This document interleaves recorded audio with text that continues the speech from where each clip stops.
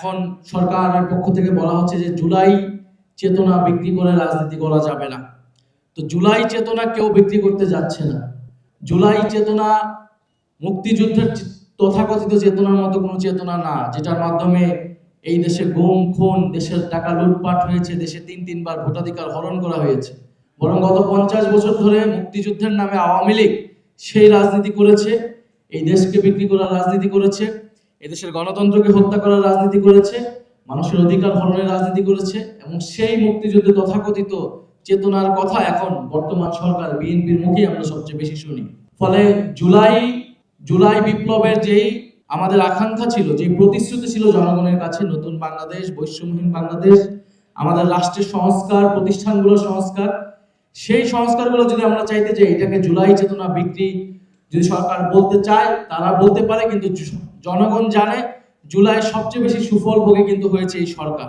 তারেক রহমান দেশে এসেছেন, শিলং থেকে স্বরাষ্ট্রমন্ত্রী দেশে এসেছেন, তারা ক্ষমতায় বসতে পেরেছেন জুলাইয়ের চেতনার ফলে, জুলাইয়ের এই ঘটনার ফলে তারা আসলে একটা দায়িত্বহীন ক্ষমতা পেয়েছে জুলাই বিপ্লবের ফলে, আর আমরা পেয়েছি ক্ষমতাহীন দায়িত্ব।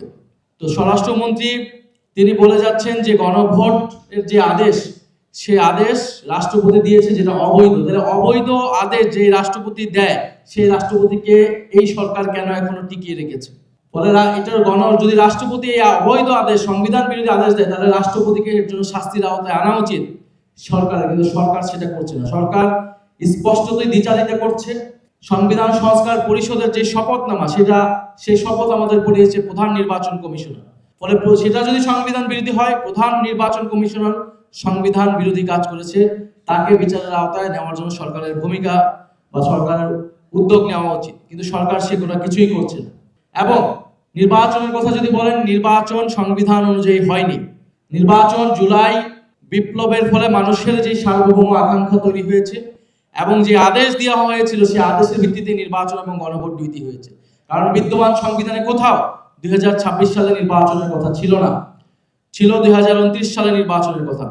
ফলে সরকারকে বুঝতে হবে জুলাই বিপ্লবের 5ই আগস্টের পর দিয়ে যে ধারাবাহিকতা, সেটা কেবল সংবিধানের ভিতর থেকে ব্যাখ্যা করা সম্ভব নয়, সেটা জুলাই বিপ্লবের জনগণের যে আকাঙ্ক্ষা তার মধ্য দিয়ে ব্যাখ্যা করতে হবে। সেই আকাঙ্ক্ষাই ছিল রাষ্ট্রের আমূল কাঠামো সংস্কার, নতুন বাংলাদেশ গঠন এবং দেশের সার্বভৌম পররাষ্ট্রনীতি প্রতিষ্ঠা করা।